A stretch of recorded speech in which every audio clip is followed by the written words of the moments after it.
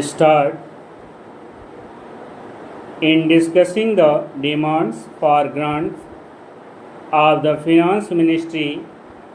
We have got to see to what extent the administration of this particular ministry has led to the development of our national wealth and the securing of the welfare which our state claims to have in view.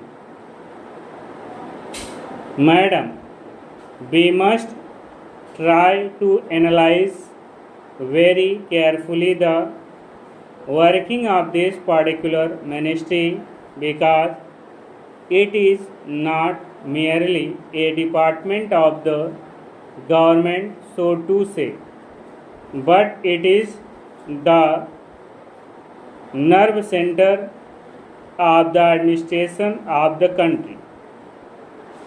I would like first to refer to the role of foreign capital because in determining the manner in which the permission of capital issues has been granted by the particular administration, we should keep in our mind to what extent the interests of our nation have been served. I fully endorse the statement which the previous speaker has made so far as repartition of the investments made by foreigners and of profits are concerned. We have dealt with this topic quite a number of times and I do not want to reiterate anything apart from only supporting what the honorable member who just now spoke said. I would now like to deal with the investments of foreigners in India.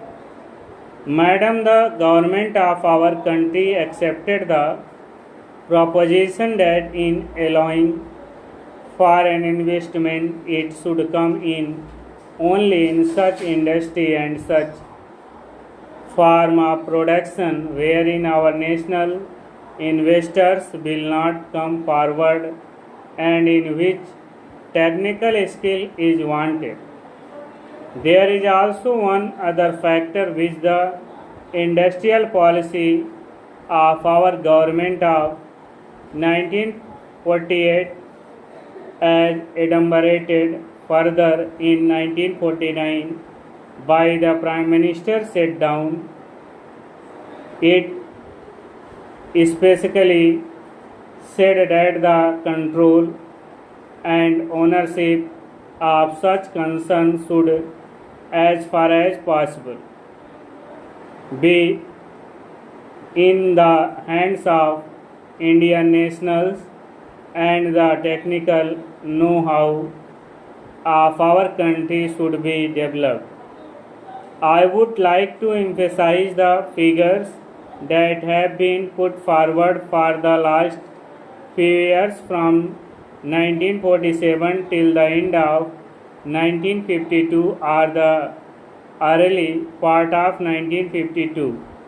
It has been reported that rupees 19 crores of foreign capital have been allowed to be invested in our country. Of that, practically more than rupees 6 crores have been allowed to be invested in managing agency and trading enterprises in the country. Start